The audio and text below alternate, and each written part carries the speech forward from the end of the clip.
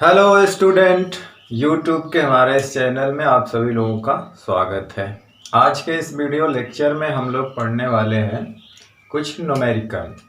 अब तक हमने जो टॉपिक पढ़ा धारिता से रिलेटेड, संधारित्र से रिलेटेड, तो उस पर कुछ हम लोग न्यूमेरिकल आज कर लेते हैं।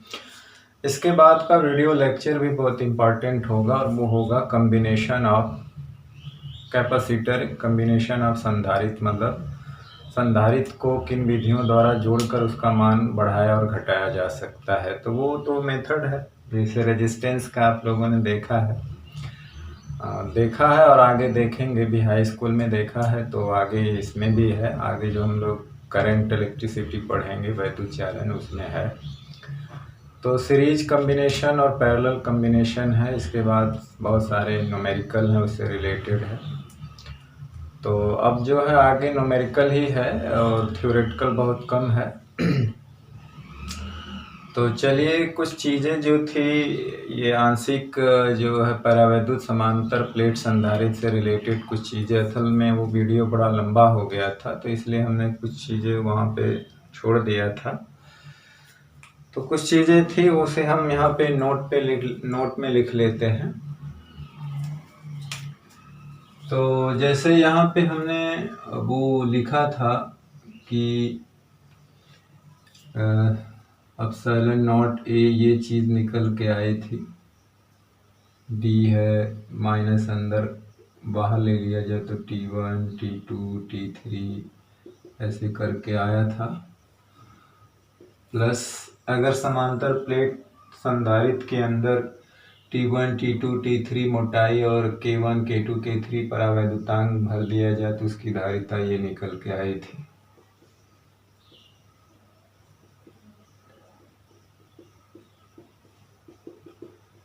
इस तरह से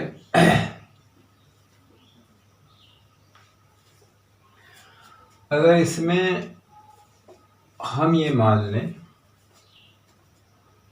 भले ये अलग अलग हो, अगर पूरे मतलब है कि समांतर प्लेट संधारित्र के बीच पूरा भर दिया जाए, मतलब उसमें गैपिंग ना हो, मतलब अगर यहाँ पे ये हो जाए, यदि हम D बराबर ये मान लें कि T1, T2, T3, यानी कि इनसे पूरा प्लेट भर दिया गया, तो क्या हो जाएगा, ये हो जाएगा D कैंसिल हो जाएगा। तब हमारा संधारित्र क्या हो जाएगा कि धारिता ये हो जाएगी, ये तो पूरा D हो गया, D कैंसिल, तो हमें मिलेगा T1, K1, T2, K2, T3, K3। तो एक रिजल्ट हमको ये मिल जाएगा। अब इसमें केस लगा सकते हैं। केस ये है स्थिति कि अगर मान लीजिए कि सब बराबर मोटाई के हों, मतलब अगर ये मान लें कि यदि T1 बराबर T2 बराबर T3, इसमें इस केस में इस तरह से आएगा और इसको हम लोग मान लेते हैं T। तो यहाँ से D बराबर क्या हो जाएगा, MT। कैसे, सबको T plus T plus T plus T plus अगर हम लोग N बार जोड़ते हैं, यहाँ पे लिख दो कि N बार, मतलब N T मोटाई के N परावैद्युत माध्यम भरा गया है तो NT हो जाएगा। मान लो N प्लेटें हैं T मोटाई की, तो यहाँ से T बराबर हो जाएगा D बाई N। इस केस में यहाँ पे केस लिया जाए तो क्या है कि सब T हो जाएगा, तो यहाँ पे क्या है, epsilon not A T common ले सकते हैं यहाँ पे, तो हो जाएगा 1/K1, 1/K2, 1/K3 plus plus dot dot ऐसे आएगा, N तक है। तो अब यहाँ पे एप्सिलॉन नॉट A, अब T की जगह क्या रख देंगे, D बाई N। T की जगह क्या रख देंगे, D बाई N। देखो NT क्यों हुआ, T1, T2, T3 करते करते जोड़ते N बार तो उसको NT। यदि किसी चीज़ को N बार जोड़िए, ये N से उसमें गुणा कर दीजिए। जैसे 2 प्लस 2 प्लस 2 प्लस 5 बार करेंगे 10 आएगा, तो या तो हम लोग 2 गुणे 5 कर दें तभी तो 10 आएगा, है कि नहीं। तो इसीलिए वो NT हो जाएगा, n बार जोड़ा गया है। यानी कहने का मतलब है इसको हम ऐसे लिख सकते हैं t plus T plus T plus T, n बार जोड़ेंगे या n गुणे टी कर दीजिए तो ये चीज़ ये पूरी जो है d हो जाए, d माने है ना हम, तभी तो ये आया, इसी में हम ये रूल लगा रहे हैं। तो अब क्या होगा, t के जगह हम d/n रखेंगे तो n ऊपर चला जाएगा, तो यहाँ हो जाएगा d, तो 1/k1 1/k2 1/k3 plus minus ऐसे n बार आएगा, n लिखे ना लिखे। फिर हमारा क्या हो जाएगा, यहाँ पे ये चीज निकल के आएगी। अगर मान लेते हैं कि यदि n बराबर 2 हो, यानी केवल 2 संधारित प्लेट, केवल 2 प्लेटों के लिए, यानी केवल 2 परावैद्युत हो माध्यम के लिए, केवल 2 परावैद्युत माध्यम के लिए, तो n की जगह 2 रख देंगे तो हमारा निकल के क्या आएगा, 2ε0 a d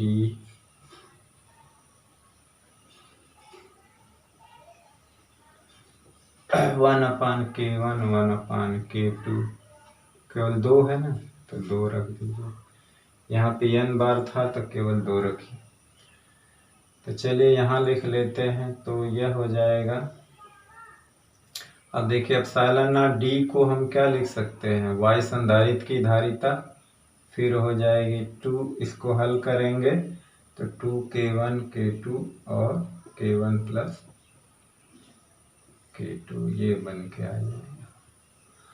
मतलब इस फार्मूले से आप जो है इसका देखिए, इससे भी आप हल कर सकते हैं। अभी हम लोग जब आगे पढ़ेंगे कॉम्बिनेशन, पैरेलल कॉम्बिनेशन और क्या नाम है सीरीज कॉम्बिनेशन, तो उससे भी हल हो जाएगा। अभी आगे हम लोग बताएंगे तो वहाँ पर भी हम देखेंगे कि जो सवाल उनसे हल हो रहा होगा वही सवाल इसमें रख के हम हल कर सकते हैं। ठीक, तो चलिए ये स्क्रीनशॉट ले लीजिए, ये शॉर्ट फार्मूला जो है सवाल लगाने में भी काम करेगा।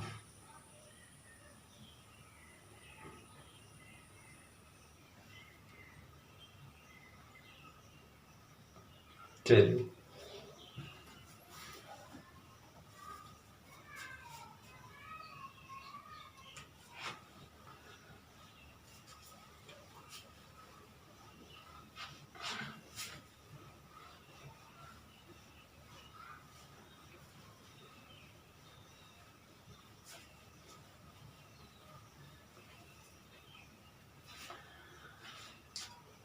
अब इसी में एक सवाल हम लोग लिखते हैं। अभी न्यूमेरिकल पे चल रहे हैं, 2-3 चीज़ें हैं जो है इसी में हम लिख दे रहे हैं, बता दे रहे हैं।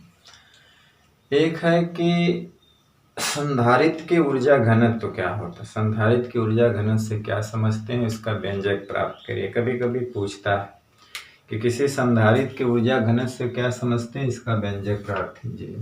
क्वेश्चन है, किसी संधारित्र के ऊर्जा घनत्व से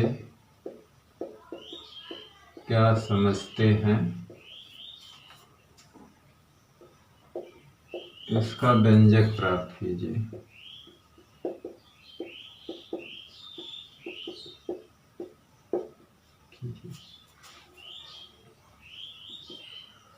तो संधारित्र का ऊर्जा घनत्व तो है, प्रश्न है कि किसी संधारित्र के ऊर्जा घनत्व से क्या समझते हैं, संधारित्र का ऊर्जा घनत्व, इसका व्यंजक प्राप्त कीजिए। तो लिखेंगे हेडिंग संधारित्र का ऊर्जा घनत्व। ऊर्जा घनत्व, घनत्व का मतलब है कि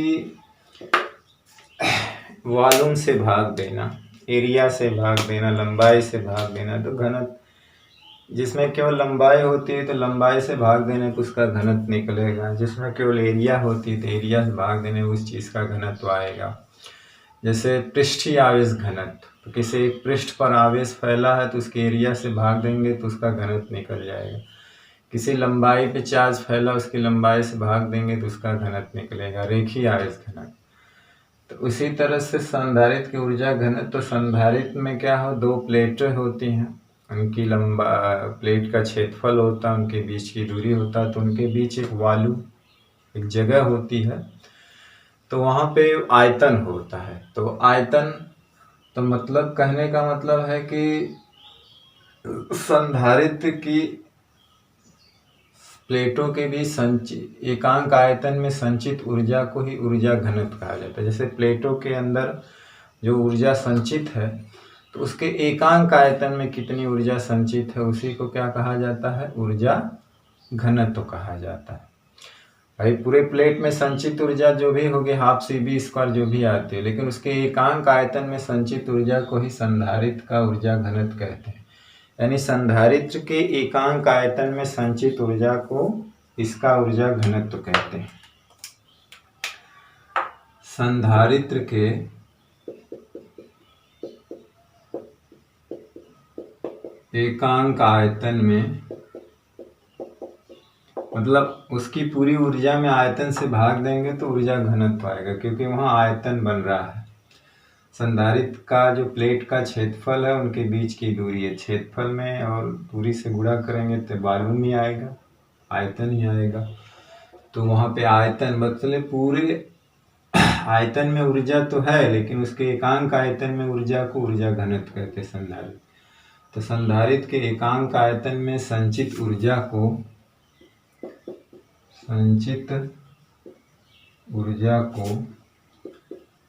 इसका ऊर्जा घनत्व कहते हैं, का ऊर्जा घनत्व कहते हैं। तो संधारित्र के एकांक आयतन में संचित ऊर्जा को इसका ऊर्जा घनत्व कहते हैं और स्मॉल u से प्रदर्शित करते हैं, स्मॉल u से प्रदर्शित करते हैं।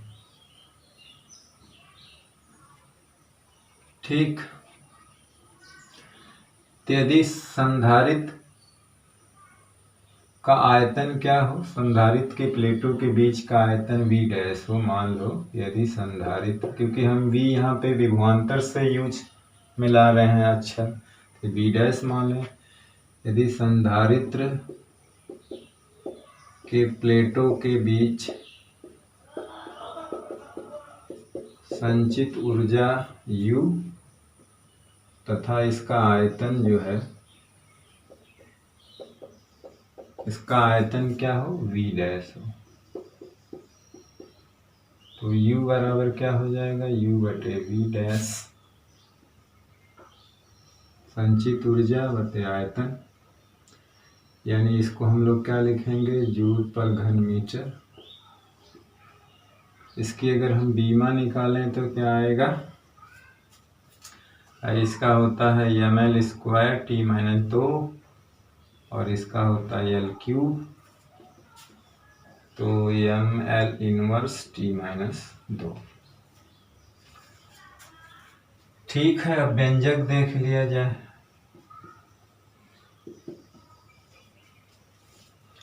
तो समांतर प्लेट संधारित्र की धारिता क्या होगी, Y संधारित्र की, तो जानते हैं कि समांतर प्लेट संधारित्र की ऊर्जा की धारिता, अगर Y संधारित्र तो C0 हो जाएगी, ε0 A/D। C से भी दिखा सकते हैं, तब मीडियम का Cm, या तो इसको C0 दिखा सकते हैं। धारिता और इसकी ऊर्जा क्या हो जाएगी, U बराबर जानते हैं कि हाफ CV0² हो जाएगी, वॉल्यूम है। तो हाफ सी बी स्क्वायर या सी नॉट वी नॉट स्क्वायर से भी दिखा सकते हैं, या केवल सिंपली सी बी दिखा सकते हैं, क्योंकि यहाँ पे आप केवल एक ही चीज़ ले रहे हैं तो उसकी धारिता।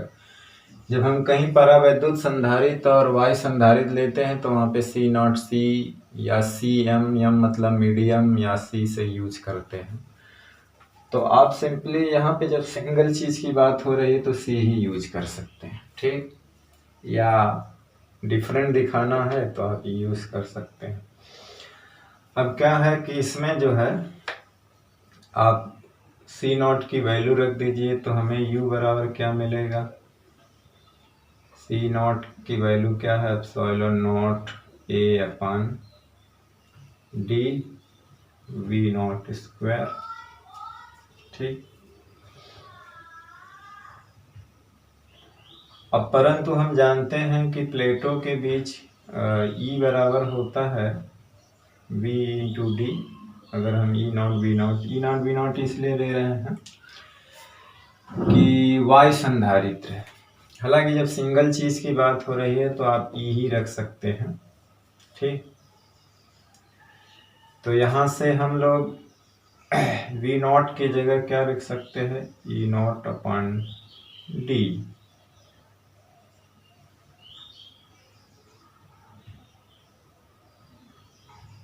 ठीक। ऐसा होता है हम तो वी नॉट की जगह ये रखेंगे तो हमें मिलेगा यहाँ पे u बराबर मिलेगा half epsilon naught A upon D है, वहाँ पे क्या हो जाएगा ई नॉट स्क्वायर अपॉन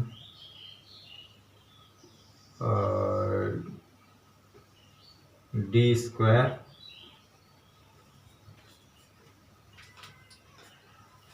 ई naught square upon D square, सही है भाई, वी नॉट स्क्वायर है यहाँ पे। तो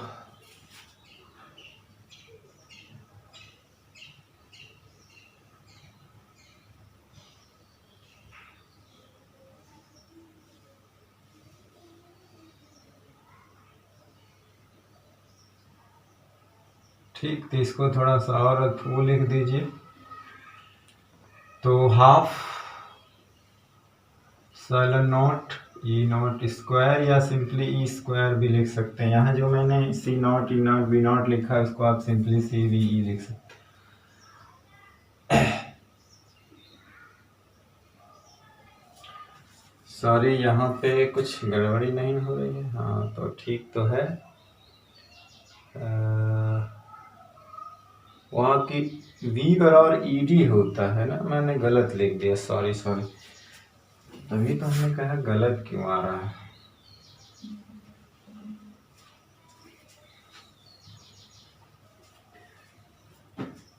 v बराबर ई डी होता है तो v नॉट बराबर ई नॉट गुणे डी। अब वहां पे रख दीजिए तो क्या आ जाएगा, half epsilon naught A upon D whole square, ये चीज आएगी। तो यहाँ से हो जाएगा half epsilon naught A upon D, तो यहाँ पे हो जाएगा E naught square D square, तो एक डी यहाँ डी कैंसिल हो जाएगा, आएगा half epsilon naught E naught square A into D. तो जानते हैं परंतु क्या हो जाएगा, ए गुणे डी बराबर हो जाएगा संधारित्र के माध्यम में संचित संधारित्र के माध्यम का आयतन, संधारित्र के बीच के माध्यम का क्या है, आयतन, जिसको हम लोग क्या कहते हैं बी डैश माने, क्योंकि हमने बी डैश माना है। तो इस चीज यहाँ पे थोड़ा सा रखने में वी नॉट बराबर वी बराबर ई गुणे डी होता है, जबकि ई बराबर बी बटे डी होता है। ये जानते हैं ना, विद्युत क्षेत्र की तीव्रता और बी और डी में ये रिलेशन होता है ना, पढ़े हैं ना विभव प्रवणता। तो विद्युत क्षेत्र की तीव्रता और विभव में ये रिलेशन होता है, डीवी बराबर ई डी आर। तो हमने यहाँ पे केवल मैग्नीट्यूड लिया है, यहाँ पे माइनस भी होता है क्योंकि छेद की डायरेक्शन में विभव घटता है, तो वो ऋण केवल डायरेक्शन बता रहा है कि इधर विभव घटता है। तो चलिए इसका स्क्रीनशॉट ले लीजिए, 1-2 लाइन और है इसमें, बस हो गया।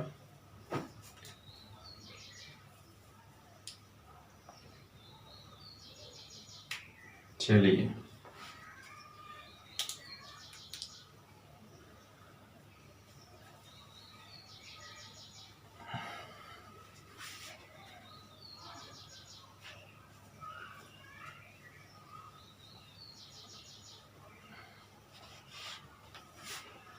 तो एडी क्या है? प्लेटों का क्षेत्रफल होता है। भाई ये 2 प्लेटें होती हैं, इसकी एरिया है और ये डी है। ए और डी में गुणा करेंगे तो इसका क्या आएगा? आयतन आएगा। तो इसीलिए हम लोग क्या लिख सकते हैं यहाँ पे? 1 गुणे epsilon naught E naught square V dash. अब यहाँ से v बटे वी डैश बराबर हो जाएगा half epsilon naught E naught square, परंतु ये क्या है? परिभाषा से u बटे वी डैश को हम लोग क्या लिखे थे? u ऊर्जा घनत्व।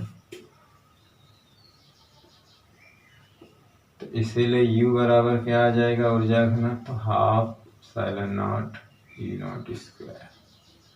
इसको और फॉर्म में भी चेंज कर सकते हैं।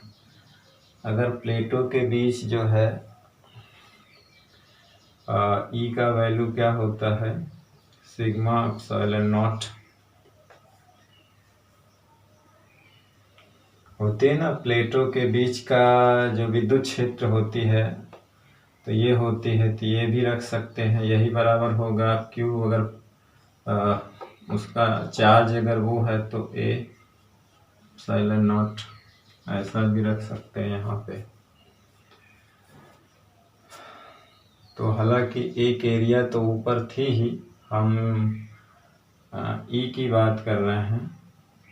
चार्ज है, चार्ज डेंसिटी है, तो इसके रूप में भी इसकी वैल्यू निकाल सकते हैं।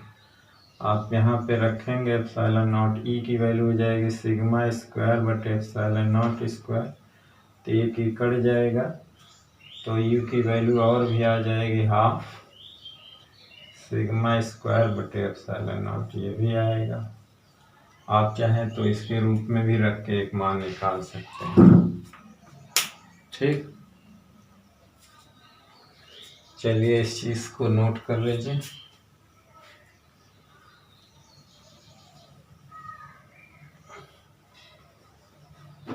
क्यू के रूप में भी इसको कर सकते हैं। यहाँ सिग्मा की वैल्यू रख देंगे क्यू बाई ए, तो क्या आएगी सिग्मा की वैल्यू? सॉरी, 1 मिनट अभी नोट करिएगा। तो यह हो जाएगा क्यू स्क्वायर हाफ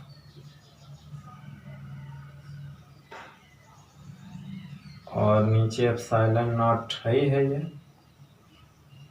ये में सिग्मा की वैल्यू रखना है क्यू बाई ए, तो एप्सिलॉन नॉट ए स्क्वायर, ये भी आ जाएगा। ठीक, अब नोट कर लीजिए।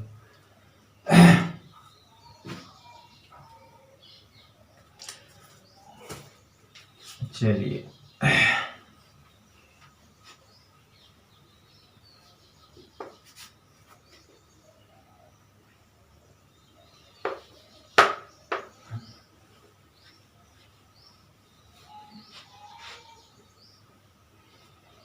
अब इसी में एक सवाल ये है कि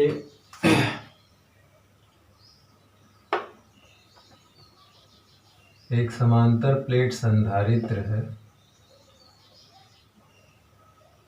जिसके बीच की दूरी d है, एरिया a है, plus Q charge minus Q charge S, इसकी डेंसिटी सिग्मा हो। ठीक, माइनस प्लस चार्ज है माइनस। अब ये चीज़, एक चीज़ है कि ये अर्थिंग भी रहता है। अब जान लीजिएगा कि जो निगेटिव प्लेट होती है ये अर्थिंग रहती है, जैसे नहीं बनाया गया है तो भी मान के चलेंगे अर्थड है। अब क्या है कि इस प्लेट को डी दूरी से विस्थापित करने में किया गया कार्य निकालना है, एक्सटर्नल डब्ल्यू ये निकालना है, डब्ल्यू एक्सटर्नल कितना है। इस प्लेट को हम डी दूरी से क्या कर रहे हैं, विस्थापित करके यहाँ ला रहे हैं, ये माइनस वाली प्लेट को।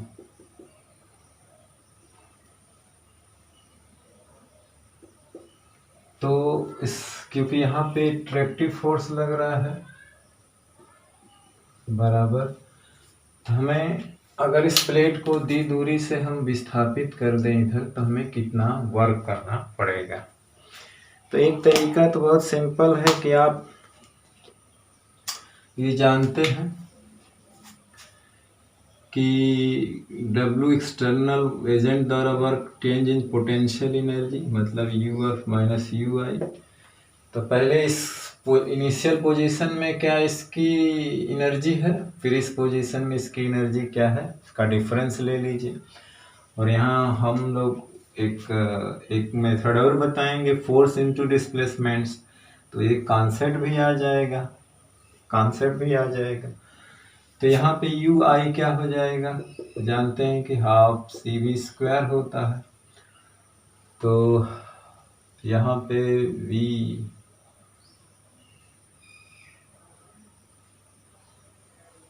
तो हाफ CV स्क्वायर लगाइए चाहे, तो यहाँ पे हमें क्या पता है, half Q square upon C, ये सही है। Q हमें को पता है, C की वैल्यू रख देंगे यहाँ पे, ठीक। Q स्क्वायर तो है ही है, C की वैल्यू रख दीजिए यहाँ पे, हाफ CV स्क्वायर है तो V की वैल्यू रखना पड़ता वहाँ पे, V बराबर I गुणे D है तो E की वैल्यू रखना पड़ता वहाँ पे। तो यहाँ हो जाएगा हाफ Q स्क्वायर C की वैल्यू हो जाएगी यहाँ पे इसकी क्या है, एप्सिलॉन नॉट A/D, यानी कि हाफ हो जाएगी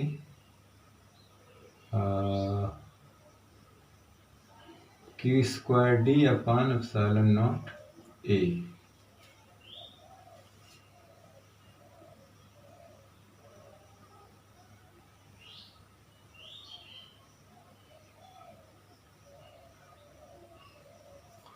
उसी तरह से फाइनल निकाल लीजिए, फाइनल के लिए हाफ Q स्क्वायर है ही है,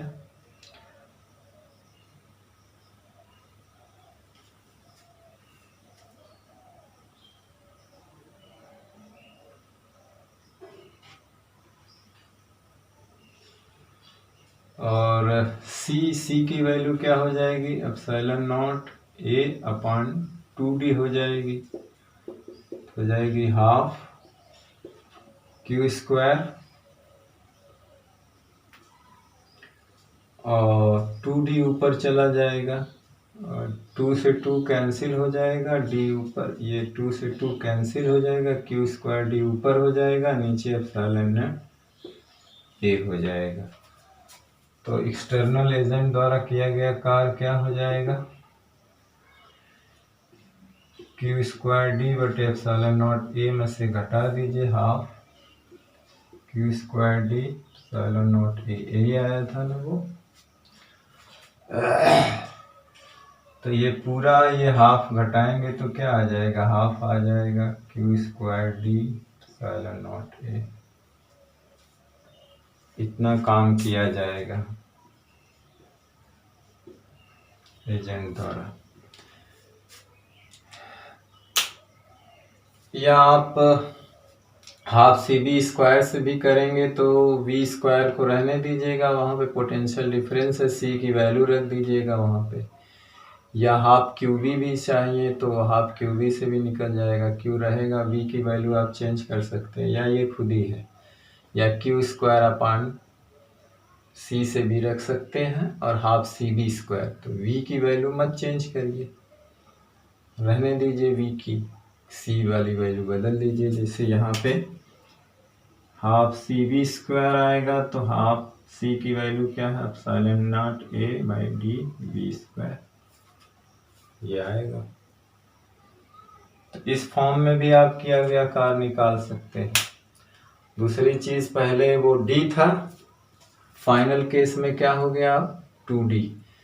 अब क्या है, फाइनल पोजीशन यहाँ से यहाँ तक वो दूरी 2D हो गई ना, अब इतना हो गया। तो फाइनल में हम क्या रखेंगे, 2D रख देंगे वहाँ पे, यहाँ पे 2D, तो 2 से 2 कैंसिल हो जाएगा। दो फाइनल वाला क्या हो जाएगा, 2 तो कैंसिल हो जाएगा, तो सिग्मा, हाँ डी ऊपर रहे, तो sigma epsilon naught A upon D, ये वी स्क्वायर, एक तो ये हो जाएगा, ये इनिशियल हो जाएगा, ये फाइनल हो जाएगा। इसमें से इसको घटाएंगे तो यही हमारा यही आएगा, half epsilon naught A D V square, या वो आएगा। तो चलिए इस तरह से भी निकाल सकते हैं। अब हम एक तरीका और है निकालने का,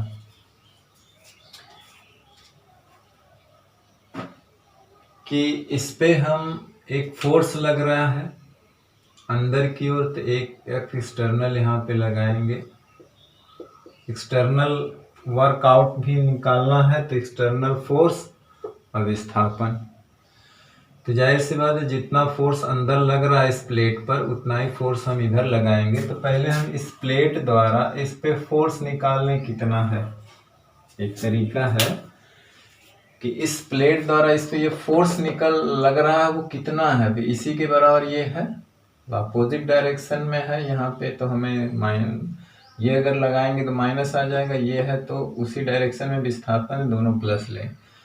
तो पहली बात, हम इस प्लेट द्वारा इस प्लेट पर कितना फोर्स लग रहा है, ये भी इस पे कितना लगा है, दोनों बराबर से अट्रैक्ट कर रहे हैं। तो पहले फोर्स निकालने के लिए क्या है, इस पे चार्ज क्या है, क्यू है, इस पे चार्ज क्या है, माइनस क्यू है।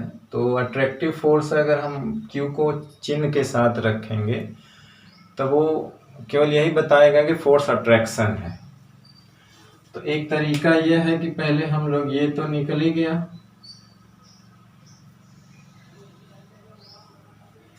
तो हम पहले इसके द्वारा इस पे फोर्स निकालने के लिए पहले देखेंगे इस प्लेट के कारण इस पे वैद्युत क्षेत्र कितना है। ठीक है कि तो डी दूरी पे यहाँ पे क्या है, तो वो इलेक्ट्रिक फील्ड निकाले हुए हैं जो कि डिस्टेंस पे नहीं निर्भर करती है। वो क्या आती थी, एक प्लेट के कारण इलेक्ट्रिक फील्ड यही आती थी ना, एक प्लेट के कारण,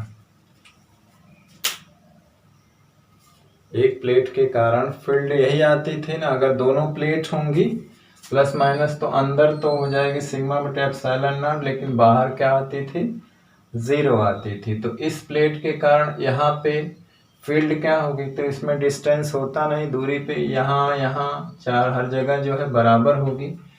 तो इस पॉजिटिव प्लेट के कारण निगेटिव प्लेट पर वैद्युत क्षेत्र की तीव्रता क्या होगी, पॉजिटिव प्लेट के कारण नेगेटिव प्लेट पर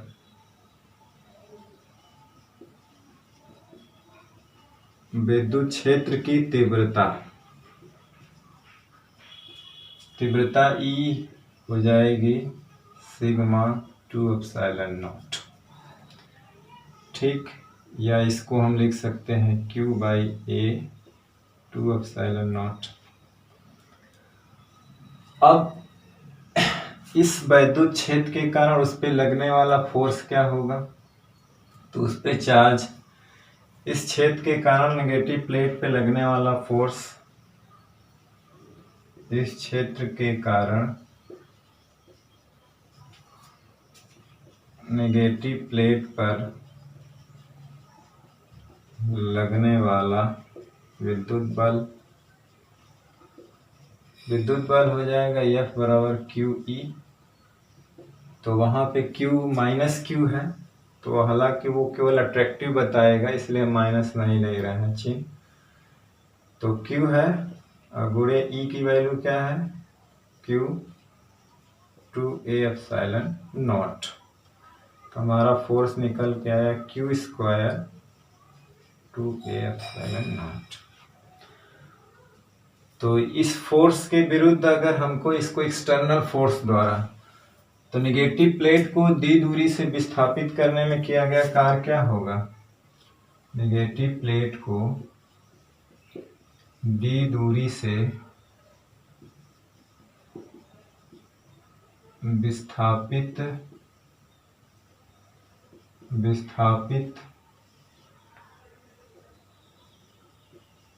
करने में, नेगेटिव प्लेट को दी दूरी से विस्थापित करने में बाह्य बल द्वारा किया गया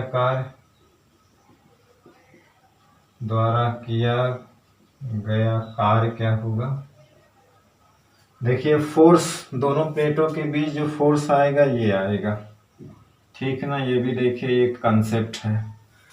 कार्य हो जाएगा F एक्सटर्नल इंटू डी, दोनों सेम डायरेक्शन में है, कॉस 0 हो जाएगा यहाँ पे। तो F एक्सटर्नल सेम इसी के बराबर है, थोड़ा सा ज्यादा होगा force.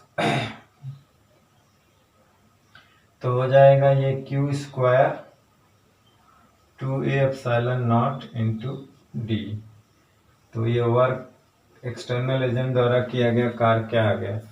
Half Q square D by epsilon naught A, तो half Q square epsilon naught into. D दोनों सेम आ गया। तो आप आसान तरीका तो ये है कि इसकी पोटेंशियल एनर्जी फाइनल की या इनिशियल की निकाल लीजिए, ये भी हमको होता है, या पहले इसके द्वारा इस पे फोर्स निकाल लीजिए। हालांकि यहाँ पे Q निगेटिव रहेगा, निगेटिव का मतलब अट्रैक्टिव फोर्स है बस, तो हमने वही Q पॉजिटिव रखा। तो फिर इसका बाद विस्थापित करने में किया गया कार्य, तो एक्सटर्नल फोर्स इंटू विस्थापन, दोनों सेम डायरेक्शन में, तो एक्सटर्नल एजेंट द्वारा किया गया कार्य पूछा था, तो ये आ गया। ठीक, तो जल्दी से इसका स्क्रीनशॉट ले लीजिए। दो हमने कॉन्सेप्ट बताए थ्योरेटिकल रूप में, अब चलते हैं न्यूमेरिकल की तरफ जल्दी।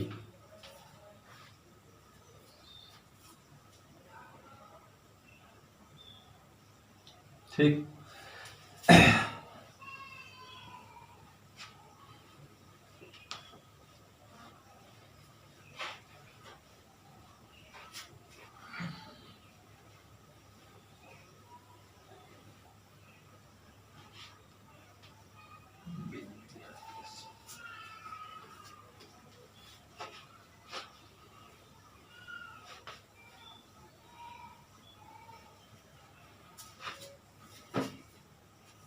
जैसे इसमें पहला सवाल है, ये न्यूमेरिकली बेस्ड, अरे फॉर्मूला बेस्ड है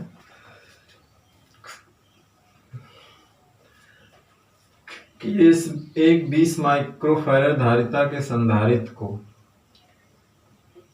एक 20 माइक्रोफैरड धारिता के संधारित्र को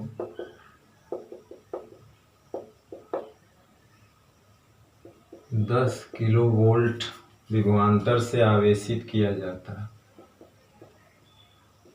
विभवांतर से आवेशित किया जाता है। संधारित्र की प्रत्येक प्लेट पर आवेश का मान क्या होगा? संधारित्र के प्रत्येक प्लेट पर आवेश का मान क्या होगा? मान क्या होगा? और भी इसके बाद पूरा न्यूमेरिकल ही है, कॉम्बिनेशन ऑफ ये है कैपेसिटर, और मतलब देख लीजिएगा कि आगे जो है पूरा न्यूमेरिकल ही मिलेगा। तो ये न्यूमेरिकली बेस्ड चैप्टर ही है, आगे जो वैद्युत चालन है वो भी सब न्यूमेरिकल है, थ्योरेटिकल बहुत कम है, कॉन्सेप्ट के रूप में थ्योरेटिकल है। तो इसमें प्रत्येक प्लेट पे आवेश Q का मतलब वही संधारित्र पर आवेश पूछा है। तो जानते हैं क्या दिया हुआ हमारा, धारिता दिया हुआ है 20 माइक्रोफैरड, यानी कि 20 × 10⁻⁶ फैरड है। और V की वैल्यू दिया है 10 किलो वोल्ट यानी इतना वोल्ट। तो Q बराबर जानते हैं CB होता है, तो Q बराबर CB। V की वैल्यू है 10 के घाते 4, 10 किलो वोल्ट था ना, तो ये हो जाएगा कूलम। तो यहाँ से 2 पावर तो कैंसिल हो जाएगी, तो आ जाएगा -2 या 0.2 कूलम। ठीक, तो ये तो फार्मूला बेस्ड था। चलिए दूसरा एक सवाल है, ये भी आसान ही टाइप का है कि एक समांतर प्लेट संधारित्र के प्लेटों का क्षेत्रफल A है। एक समांतर प्लेट संधारित्र के प्लेटों का क्षेत्रफल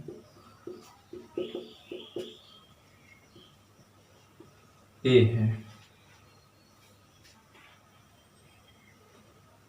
प्लेटों का क्षेत्रफल क्या है? A है, तथा इनके मध्य की दूरी D है, तथा इनके मध्य की दूरी क्या है? D है, तथा इनके मध्य की दूरी D है। अब यदि प्लेटों का क्षेत्रफल दोगुना, अब यदि प्लेटों का क्षेत्रफल क्या कर दिया जाए? दोगुना, तथा प्लेटों के मध्य की दूरी आधी कर दिया जाए, तथा प्लेटों के मध्य की दूरी आधी कर दी जाए। मध्य की दूरी आधी कर दी जाए तो संधारित्र की धारिता, तो संधारित्र की धारिता अपने प्रारंभिक मान की तुलना में कितनी हो जाएगी? अपने प्रारंभिक मान की तुलना में कितनी हो जाएगी?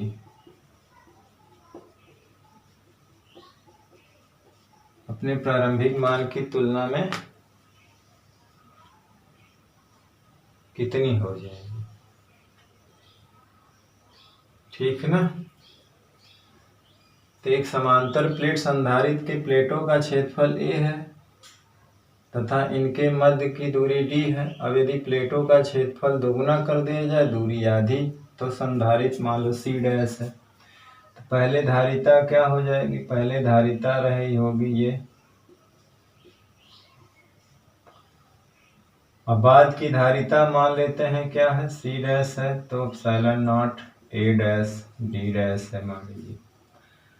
तो अब क्या है कि A डैश क्या किया गया है? क्षेत्रफल दोगुना, और D डैश क्या है? दूरी आधी, इसमें रख देंगे तो C डैश हमें क्या मिलेगा?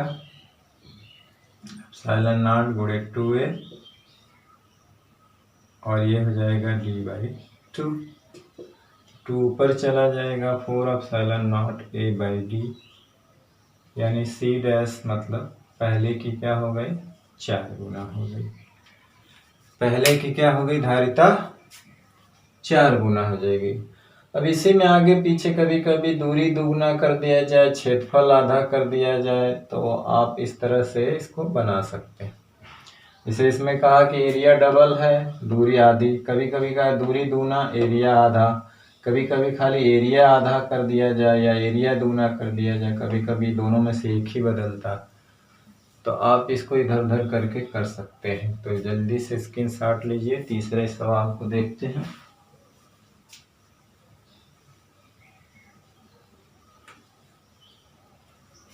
चलिए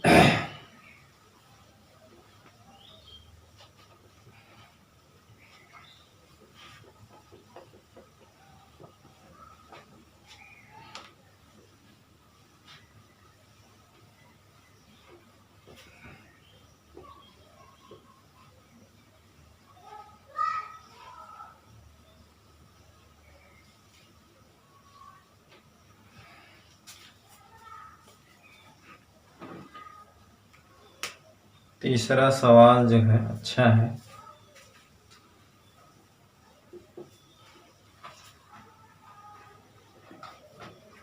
कह रहा है कि एक सी धारिता के संधारित्र को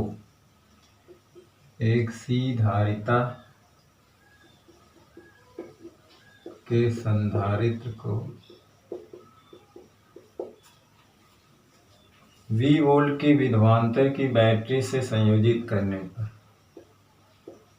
V वोल्ट के विभवांतर की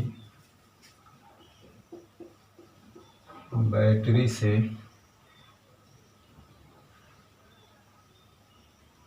संयोजित करने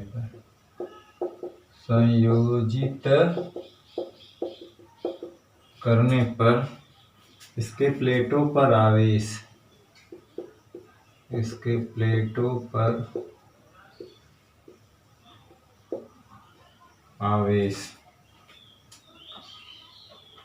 कितना है, प्लस माइनस 360 माइक्रोकूलम। वही एक प्लेट पर 360 माइक्रोकूलम।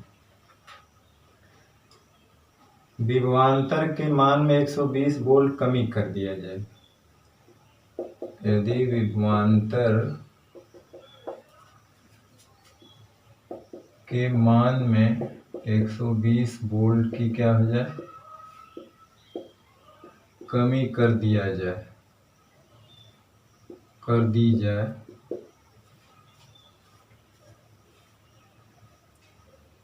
आवेश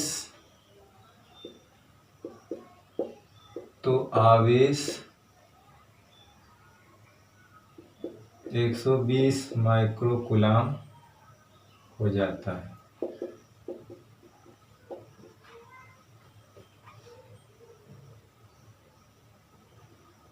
एक 120 वोल्ट से कमी करने पे आवेश ये हो जाता है, यानी Q डैश ये हो जाएगा। तब ज्ञात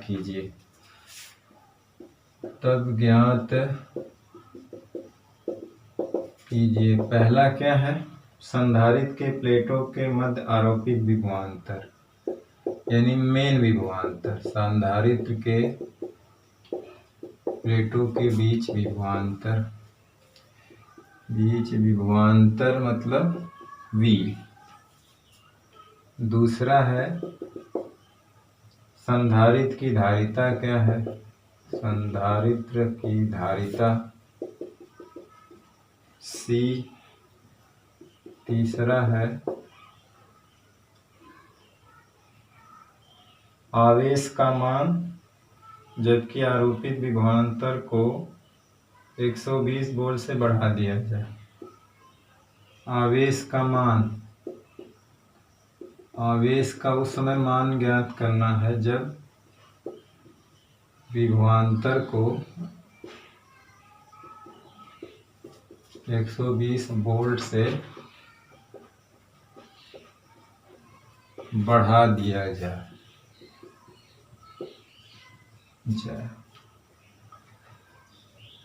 तो चलिए हल में क्या है देखते हैं, क्या क्या दिया है। धारिता C है, वोल्ट के विभवांतर बैटरी से संयोजित करने पर, जब भी विभवांतर की बैटरी से हम संयोजित कर देते हैं तो संधारित्र के सिरों का विभवांतर क्या होता है, V रहता है। चार्ज घट बढ़ सकता है, बैटरी के जुड़े रहने पे विभवांतर बैटरी का V ही रहेगा, चार्ज कम या ज़्यादा हो सकता है। तो उसके प्लेटों पे आवेश इतना है, यानी कि Q जो है, Q यहाँ पे दिया हुआ है 360 माइक्रोकूलम, यानी कि 360 गुणे 10⁶ फैरड हो गया। धारिता C है, प्लेटों का विभवांतर V है, तो जानते हैं कि Q बराबर होता है CB। तो यहाँ से 360 गुणे 10⁶ बराबर हो जाएगा CB, मान लेते 1। अब क्या कहा है कि अगर विभवांतर के मान में 120 वोल्ट की कमी कर दिया जाए, यानी अब विभवांतर V डैश हो जाएगा V के मान में 120 वोल्ट की कमी, तो आवेश की वैल्यू 120 माइक्रोकूलम हो जाती है। तब ज्ञात करना बीच का विभवांतर। तो यानी हमारा Q डैश जो हो जाएगा वो CV डैश हो जाएगा। C तो धारिता कांस्टेंट होती है तो बदलेगी नहीं, उसकी रियलिटी में जो धारिता होती है वो कांस्टेंट हो जाएगी। तो Q डैश की वैल्यू कितनी है 120 माइक्रो कूलम मतलब 10⁻⁻6 फैरड। C और V डैश की वैल्यू है V - 120 समीकरण नंबर 2। ठीक, अब इसमें प्लेटों के बीच का विभवांतर है तो इसमें क्या करिए कि 1 में 2 से भाग दे दीजिए। तो 1 में 1 क्या है CV और 2 क्या है CV - 120 वोल्ट और वो है 360 × 10⁻⁻6 और ये है 120 × 10⁻⁻6। ये कट जाएगा 0 0 12 3 36 3 यानी कि CV C V - 100 वोल्ट है। C से C कट जाएगा यानी कि V बराबर हो जाएगा 3V - 360 या 2V बराबर हो जाएगा 360। V बराबर हो जाएगा 360/2 मतलब 180 वोल्ट।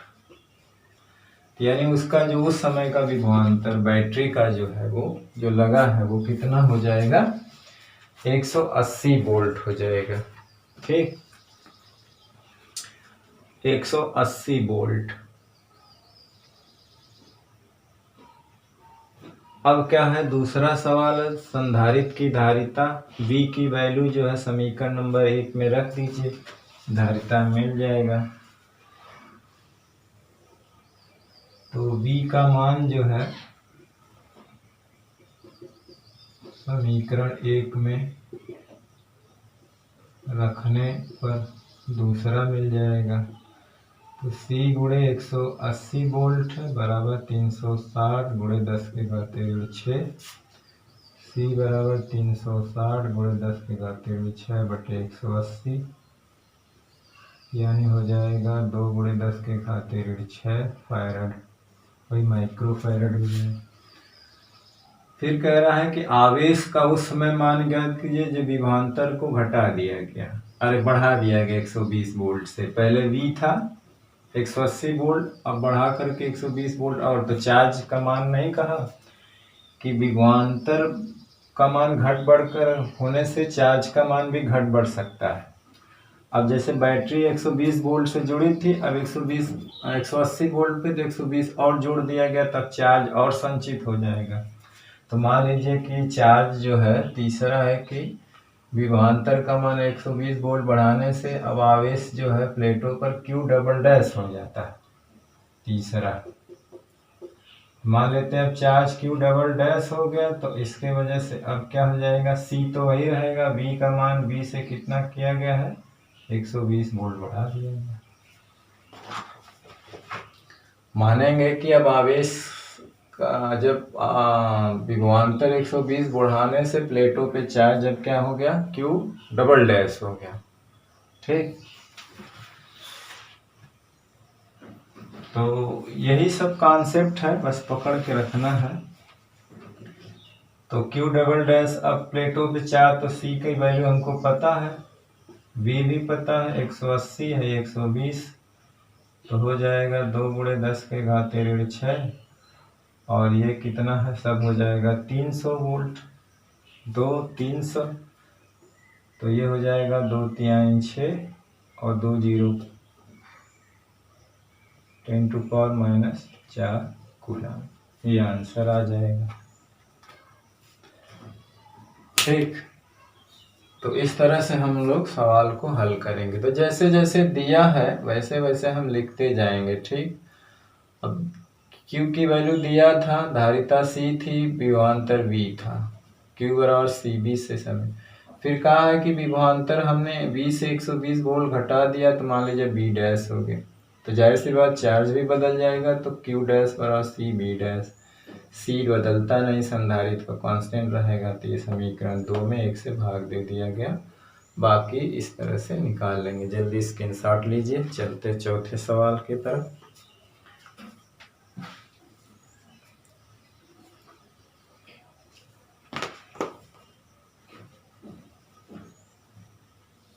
चलिए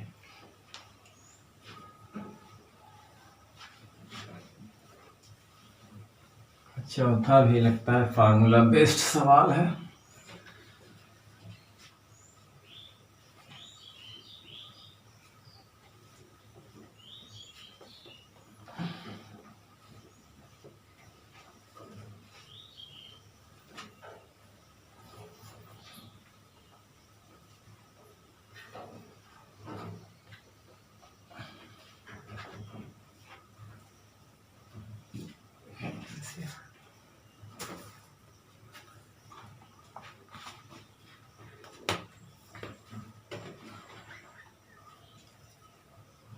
अब इसमें कहा है कि परस्पर 1 मिलीमीटर दूरी पर स्थित दो 5 सेमी त्रिज्या की वृत्ताकार चकत्तियों द्वारा निर्मित परस्पर 1 mm दूरी पर स्थित दो 5 सेमी त्रिज्या की 5 सेमी त्रिज्या की वृत्ताकार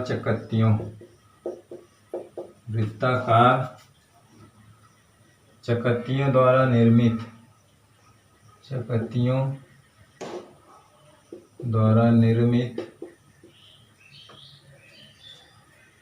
संधारित्र की धारिता ज्ञात कीजिए। संधारित्र की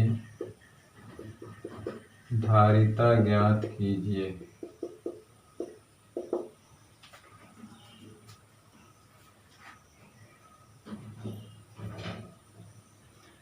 तो जाहिर सी बात है कि जो प्लेट है यहाँ पे वृत्ताकार होंगे, तो जाहिर सी बात है हल क्या करना है, C बराबर होता है epsilon not A upon D। यहाँ पे D दिया है 1 mm मतलब 10 के घाते ऋण 3 मीटर, और एरिया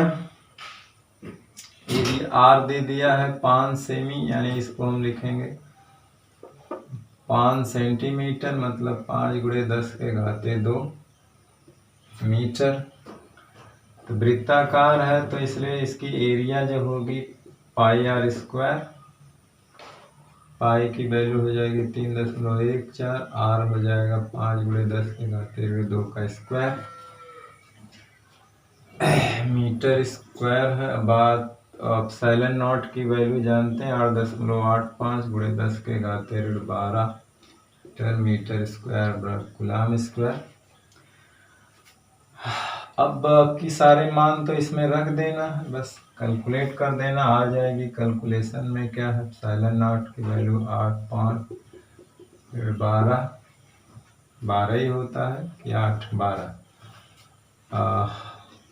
ए की वैल्यू है 3.14 गुणे 10, 5 गुणे 10 के घाते 2 का स्क्वायर, 2 चीज, और डी की वैल्यू होती है मीटर में कितना, ये फैराड में आएगी। तो इसे आप कैलकुलेशन करना है, यहाँ पे मैं कैलकुलेट करूँगा, टाइम थोड़ा लगेगा, टाइम बाउंडेशन है, अब वीडियो लंबा हो जाएगा। तो मैं इसका आंसर देखो लिखा हूँ कहाँ पे, तो आंसर आप लोगों को लिख देता हूँ, कैलकुलेट करके मिलान कर दीजिएगा। ये माइनस फैराड या इसी को 6.95 पिको फैराड। ठीक, तो कुछ नहीं था इसमें, फार्मूला बेस था। ये प्लेट जो है वृत्ताकार हो गई है। ठीक,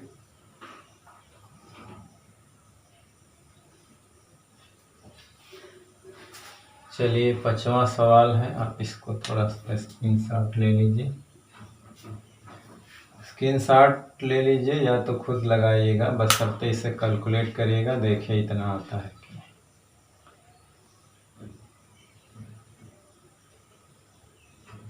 ठीक, चलिए 5वां सवाल है।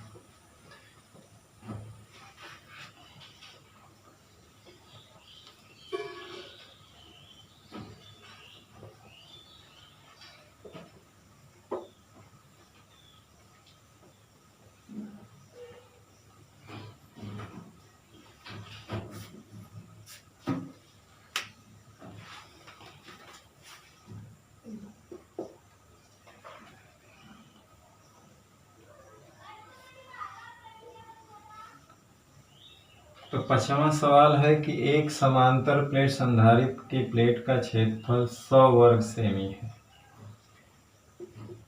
एक समांतर प्लेट संधारित्र का क्षेत्रफल जो है 100 वर्ग सेमी है।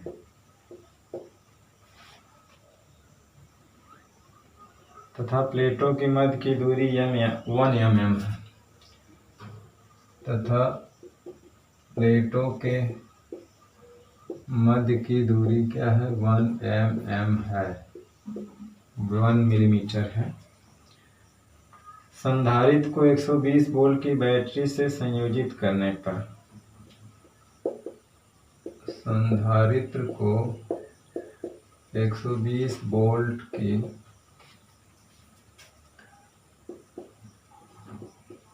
बैटरी से संयोजित करने पर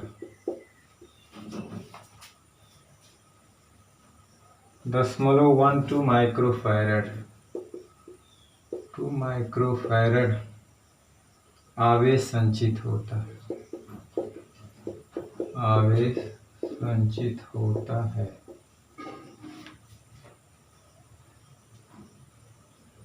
प्लेटों के मध्य भरे पदार्थ का परावैद्युतांक ज्ञात कीजिए।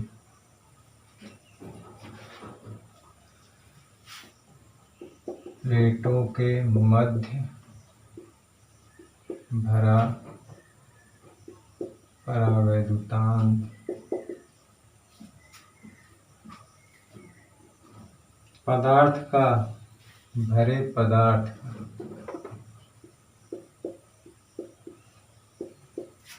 परावैद्युतांक ज्ञात कीजिए। ठीक। करा एक समांतर प्लेट संधारित्र का क्षेत्रफल 100 वर्ग सेमी है। तो जाहिर सी बात है, पहले हम देख लें कि एरिया कितना दिया है, 100 वर्ग सेमी। तो इसको लिख लें कि 100 × 10⁻² मीटर 4 हो जाएगा ना। 2 बार इसको वो बनाना है तो वर्ग मीटर 10⁻⁻4 हो जाएगा। अब d की वैल्यू दिया है 1 mm, मतलब 10⁻³ मीटर। 1000 से भाग देंगे मिलीमीटर में तो मीटर बनेगा। q दिया है, कितना संचित होता है, इतना माइक्रो कूलाम है ना, माइक्रो कूलाम फैरड लिख दिया, सॉरी, माइक्रो कूलाम आवेश दिया हुआ है। 120 वोल्ट बैटरी संयोजित करने पर V की वैल्यू है 120 वोल्ट।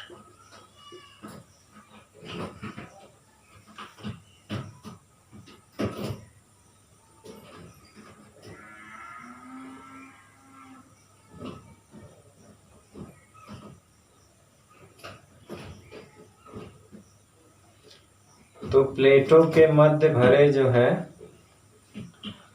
तो प्लेटों के मध्य भरे परावैद्युतांक, मान लीजिए इसके बाद बीच में एक पदार्थ भरा परावैद्युत जिसका परावैद्युतांक K वही मालूम करना। तो जाहिर सी बात है C बराबर, जब ये वाला फार्मूला जानते हैं तो हमें K चाहिए। तो K के लिए पहले हमें C निकालना होगा। तो जानते हैं कि C बराबर है Q/V। ये भी तो होता है धारिता का फार्मूला, या Q बराबर CB होता ना, Q बराबर CB। तो यहाँ से पहले C निकाल लें।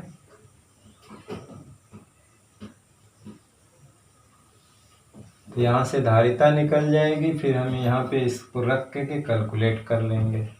ठीक, अरे बिना धारिता का K नहीं मिलेगा। एरिया पता है, D पता है, ε0 भी पता है हमको, मान लीजिए K मालूम करना है। तो पहले धारिता तो चाहिए, तो Q/V से निकल जाएगा। बैटरी जुड़ी है 120 वोल्ट पे, उसमें चार्ज भी इतना है, तो धारिता कितनी हो जाएगी पता हो जाएगा। तो यहाँ से Q का मान कितना है, इतना माइक्रोफैरड मतलब इतना माइक्रोकुलाम यानी कुलाम। बी की वैल्यू कितना है 120 वोल्ट। तो धारिता निकल जाएगी, कितनी आएगी?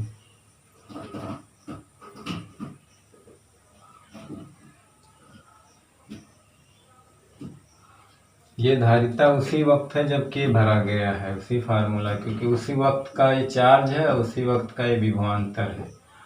फिर यहाँ पे रख देंगे, यहाँ पे क्या हो जाएगा 0 1 2 गुणे 10⁻⁻6 और इसको रख देंगे 120, यानी ये Q/V है।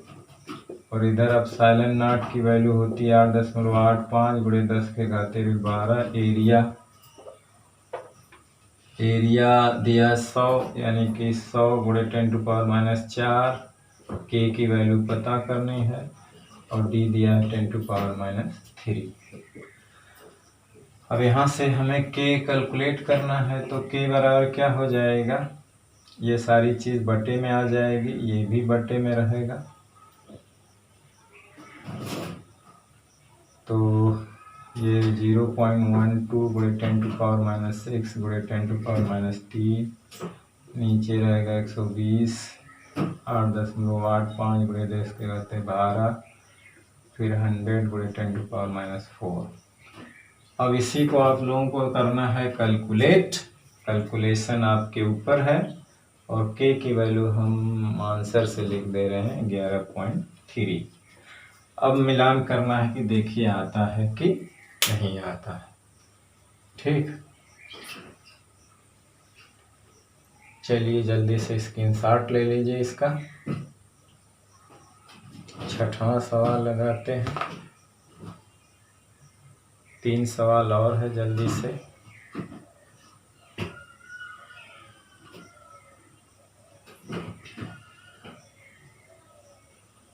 लग जाए जिसमें छठवां सवाल अच्छा है।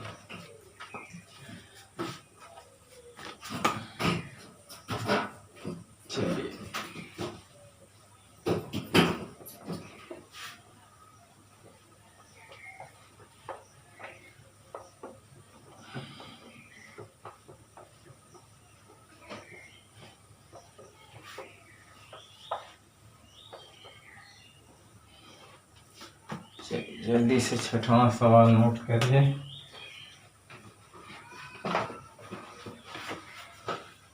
एक वाय संधारित्र के समांतर प्लेटों का क्षेत्रफल, एक वाय संधारित्र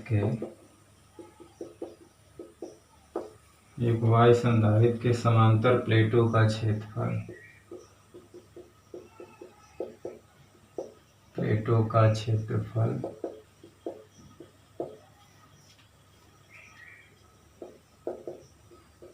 मीटर स्क्वायर है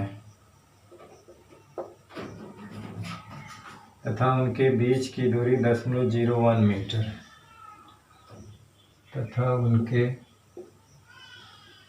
बीच की दूरी 1 मीटर है।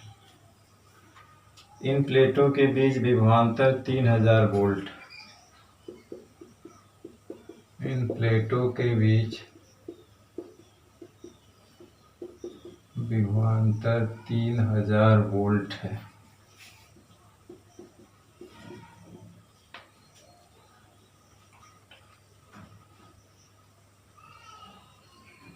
ठीक, 3000 वोल्ट। जब प्लेटों के मध्य किसी परावैद्युत पदार्थ की एक इतनी मीटर मोटी स्लेब रखी जाती है। जब प्लेटों के बीच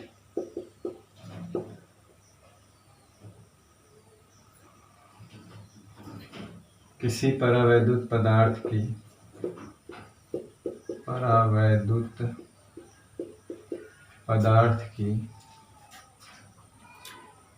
1 मीटर मोटी स्लेब रखी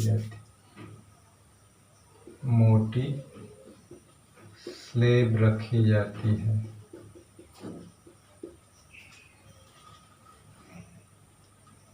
तो विभवांतर घटकर 1000 वोल्ट रह जाता है।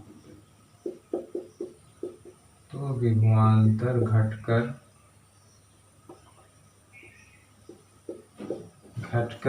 1000 वोल्ट रह जाता है, 1000 वोल्ट रह जाता है। निम्न की गणना करो। निम्न की गणना करो। पहला है स्लेब रखने से पहले संधारित्र की धारिता। स्लेब रखने से पहले संधारित्र की धारिता।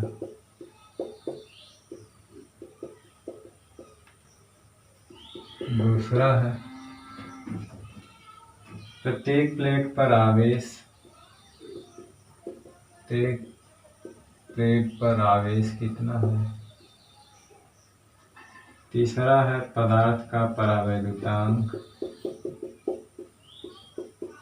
पदार्थ का परावैद्युतांक। चौथा है परावैद्युत पदार्थ रखने के बाद संधारित्र की धारिता। परावैद्युत पदार्थ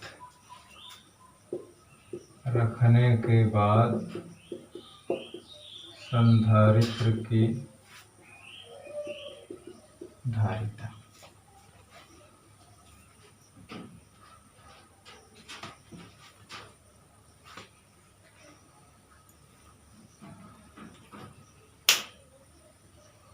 प्रत्येक प्लेट पर आवेश, पदार्थ का परावैद्युतांक, फिर परावैद्युत पदार्थ रखने के बाद संधारित्र की धारिता। प्रत्येक प्लेट पर आवेश, पदार्थ का परावैद्युतांक, परावैद्युत पदार्थ रखने के बाद संधारित्र की क्या है, धारिता।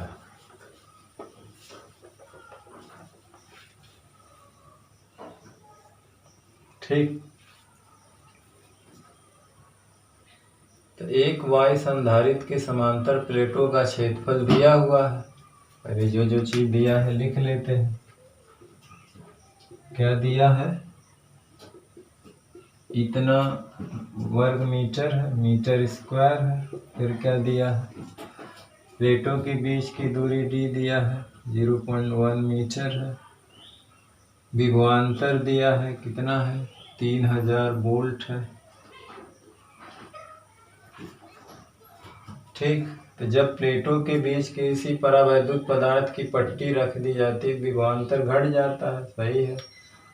तो गणना करना, स्लेब रखने से पहले संधारित्र की धारिता निकालना। स्लेब रखने से पहले, तो स्लेब रखने से पहले संधारित्र की धारिता क्या हो जाएगी, मान लो C नॉट है, वो एप्सिलॉन नॉट A/d, ये इससे कैलकुलेट हो जाएगी।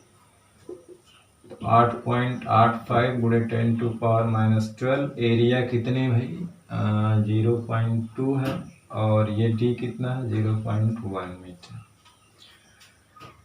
इसे कैलकुलेट करेंगे तो आंसर में आएगा इसका 1.77 गुणे 10⁻10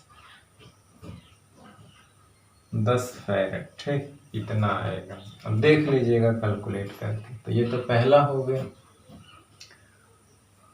प्रत्येक प्लेट पर आवेश क्या होगा, तो Q बराबर होता है CB। प्रत्येक प्लेट पे आवेश के लिए Q बराबर CB, यही फार्मूला है। तो C नॉट भी हो जाएगा। तो C की वैल्यू तो निकली गई है, C की वैल्यू तो निकली गई है, कितनी है, 1.77 गुणे 10⁻10। और B की वैल्यू उस वक्त कितनी है,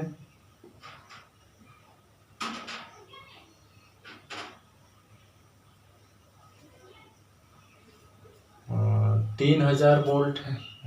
3000 वोल्ट।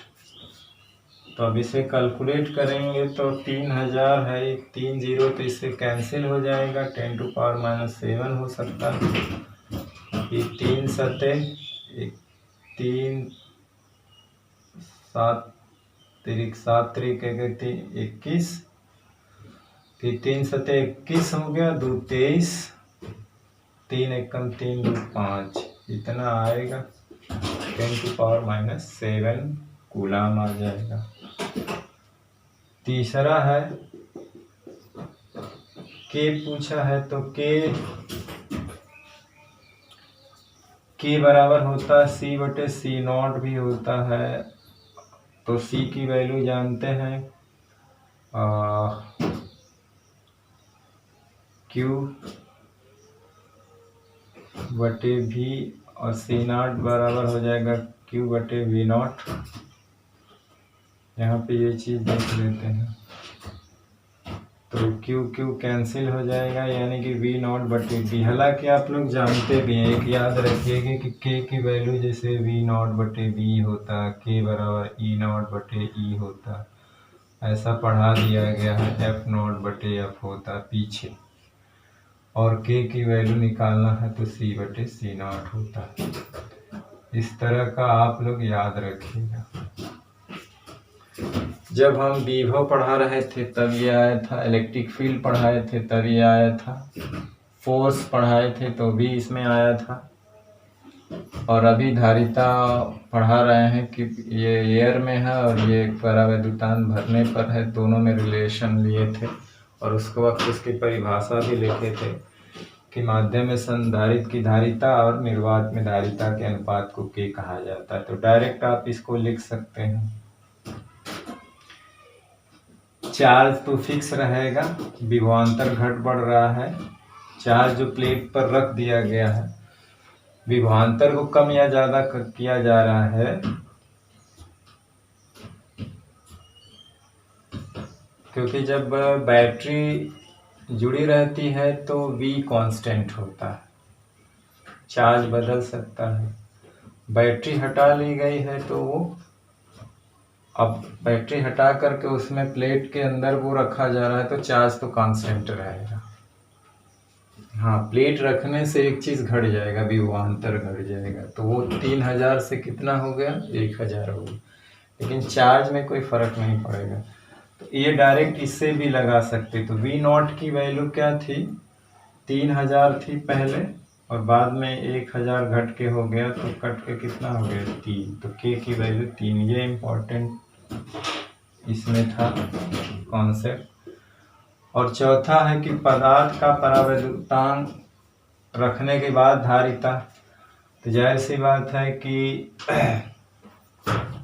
एक भी ये रिलेशन भी होता है, K बराबर C/C0। तो यहाँ बाद में धारिता चाहिए तो सिंपली निकाल लो, या आप इसको लगाते जाते कि C बराबर A/ε0 K/D। तो इतना कैलकुलेट करने की जरूरत क्या, C0 हमारा पहले से निकला हुआ है, K से उसमें गुणा कर दीजिए, तो C0 पहले से कितना निकला हुआ, 1.77 गुणे 10⁻⁻10, और उसमें 3 से गुणा कर दीजिए, तो कितना आ जाएगा, 5.31 गुणे 10⁻⁻10 बाद वाली धारिता आ जाएगी। तो ये भी एक कॉन्सेप्ट है यहाँ इम्पोर्टेंट। इसी चीज़ पे, छोटी छोटी चीज़ पे ध्यान देंगे, प्रैक्टिस करेंगे तो सवाल आम की तरह लगे, मतलब एक तरह से हवा हो जाएगा सवाल, एक तरह से करने आपके दिमाग में कॉन्सेप्ट बैठ जाएगा। आप प्रैक्टिस कर लेंगे तो तुरंत वो बात आप लगाने जाएंगे तो आप तुरंत वो बात दिमाग में आएगी, अगर ये सवाल तो ऐसे नहीं। चलिए 7वां 8वां 2 सवाल और देख लेते हैं, टाइम जो है बहुत ज़्यादा हो रहा है, जल्दी से स्क्रीनशॉट लीजिए, देखिए 10 मिनट में दोनों हो जाता है, सही है। चलिए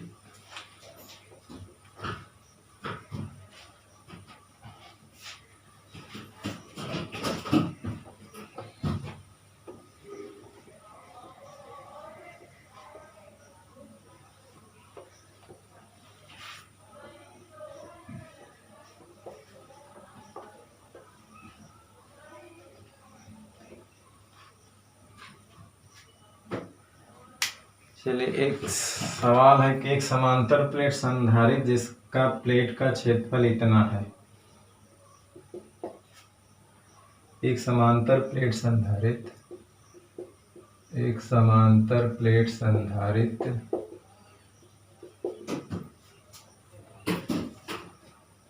जिसके प्लेट का क्षेत्रफल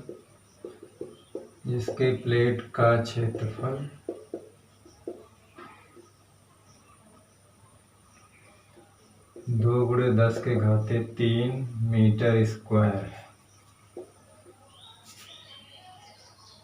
प्लेटों के मध्य की दूरी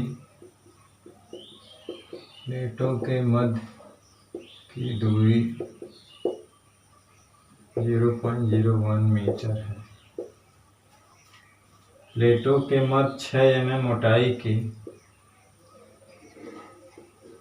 प्लेटों के मध्य 6 मिलीमीटर मोटाई की एबोनाइट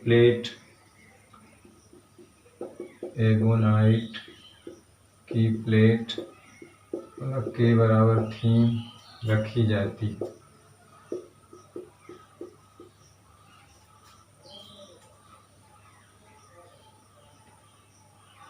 संधारित्र की धारिता कितनी होगी? धारित्र की धारिता कितनी होगी? क्या क्या दिया हुआ है? एरिया दिया है 2×10⁻³ मीटर स्क्वायर, ठीक। प्लेटों के बीच की दूरी दिया है 1 मीटर, और इसमें टी का मान दिया हुआ है, उसके मध्य में 6 mm का मतलब है कि 6×10⁻³ मीटर की प्लेट रखी जाती। के की वैल्यू दिया है 3। संधारित्र की धारिता पूछा है। जाहिर सी बात, अभी हम लोग के का आंशिक परावैद्युत समांतर प्लेट संधारित्र की धारिता निकाले हैं, तो क्या है ε0 d-t1 + t2 ऐसा करके, फिर +t1/k1 t2k2 ऐसे करके आया था। तो जाहिर सी बात है यहाँ पे एक ही चीज रखी गई है, 2 3 तो है नहीं, तो ये सारे मैटर हट जाएंगे। केवल एक के लिए क्या आएगा, ε0 a d-t है, एक है, प्लस t/k आएगा। तो इस आधार पे क्या हो जाएगा, आप चाहे तो t कॉमन ले लीजिए वहाँ माइनस, तो 1/k इस तरह की चीज आएगी। अब इस पे वैल्यू रख दीजिए सबकी। साइज की है ε0 की 10⁻⁻12, एरिया कितनी है 2×10⁻³ और d की वैल्यू कितनी है 0.01, माइनस t की वैल्यू है 6×10⁻³ 1 - k की वैल्यू 3। अब रही बात इसी को हल करने की, तो आप हल करिएगा इसको, क्योंकि कैलकुलेशन है। आंसर हम लिख देते हैं 29.5 × 10⁻12 फैरेड या 29.5 पिको फैरेड। आपके हाथ में ये होमवर्क है कैलकुलेशन करने का। ठीक, चलिए एक आखिरी सवाल देख लेते हैं, इसका जल्दी से स्क्रीनशॉट ले लीजिए।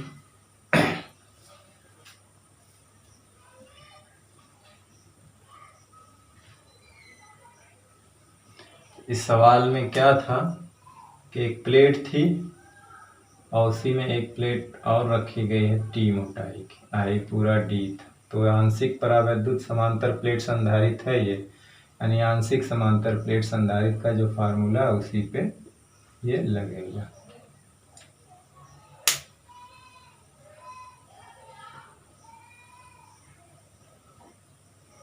चलिए एक आखिरी सवाल जल्दी से।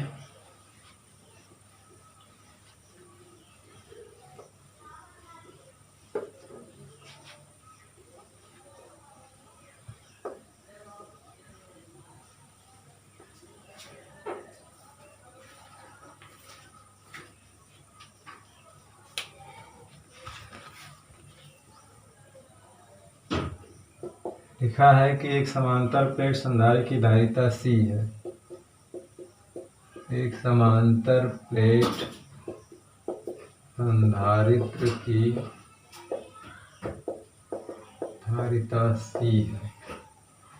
इसके प्लेटों के मध्य की दूरी D है। इसके प्लेटों के मध्य की दूरी स्मॉल d है।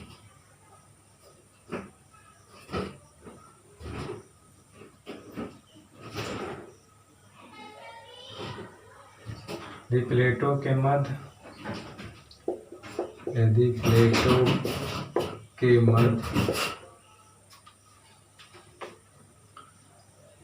3D/4 दूरी में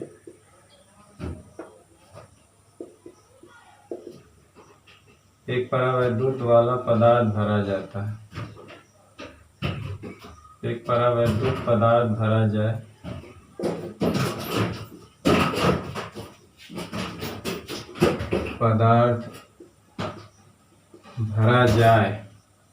तो संधारित्र की धारिता क्या होगी?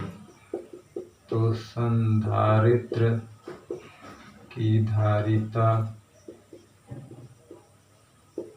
क्या होगी?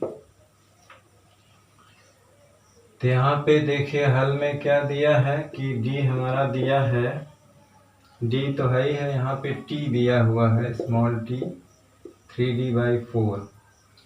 तो यहाँ पे देखिए एक चीज़ है कि D अगर ग्रेटर देन है T है तो लगाया जाएगा। अगर बराबर भरा है तो जब बराबर दूरी भरा है तो D माइनस तो हट जाएगा, वो फार्मूला लग जाएगा वो वाला।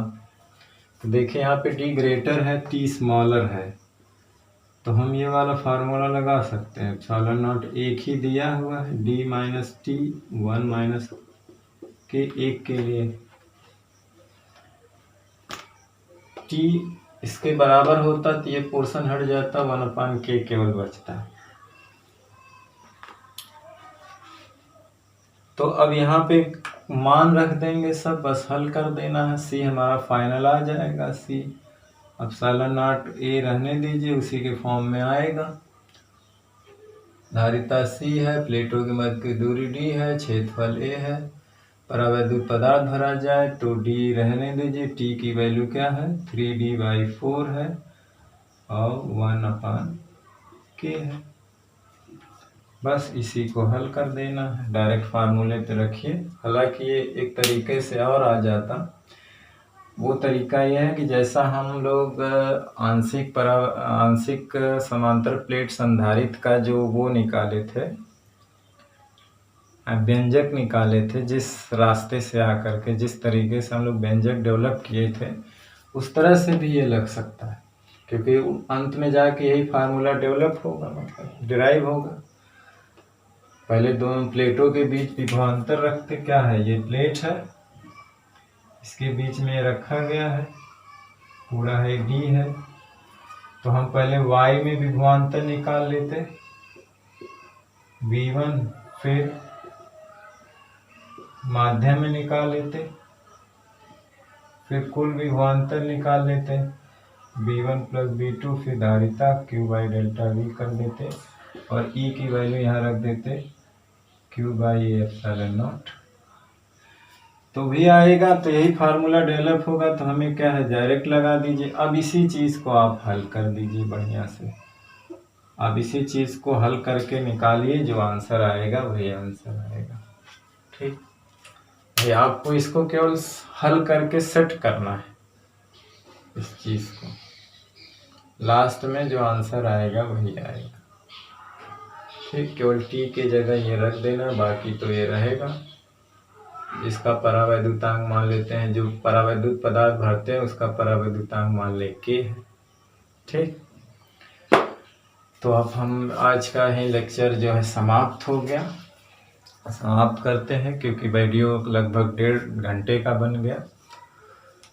तो 1.5 घंटा होना ही होना है, क्योंकि सवाल बोर्ड पे लिखना फिर उसको लगाना तो मेहनत का काम तो है ही है। एक बार फिर इस सवाल को छांटना, फिर उसी को बोर्ड पे उतारना, फिर सवाल लगाना, तो थोड़ा सा वर्क तो है ही है। तो हम इतना आपके लिए वर्क कर रहे हैं, तो आप भी अपना जो है ये समझ करके ईमानदारी से खूब मेहनत से पढ़ाई करिए। तो चलिए अब अगले टॉपिक में मिलते हैं। एक महत्वपूर्ण यह है कम्बिनेशन ऑफ कैपेसिटर, मतलब पैरेलल सीरीज कम्बिनेशन, और उसके बाद न्यूमेरिकल ही न्यूमेरिकल है आगे। मतलब है कि हम लोग फिगर वाले सब कनेक्शन वाले न्यूमेरिकल देखेंगे। तो चलिए हम लोग फिर अगले वीडियो लेक्चर में मिलते हैं एक नए टॉपिक के साथ। तब तक पढ़ाई करते रहिए, पढ़ते रहिए, अपनी परीक्षा की ईमानदारी से खूब मेहनत से तैयारी करते रहिए। All the very best, thank you very much.